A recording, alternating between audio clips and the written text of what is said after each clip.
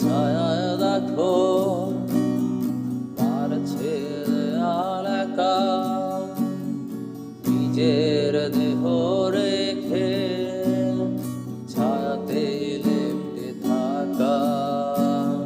সূর্যের বারাম দেখে বারে মানুষের মাথা ব্যথা, ব্যথার আন্দোলনে মরে মগজের গোপন পোকা। ভাঙতে তোমার ব্যথা হলাম জীবনের সখা, প্রেমের বিরাট দামে শুধু মৃত্যুকে কিনে আনা।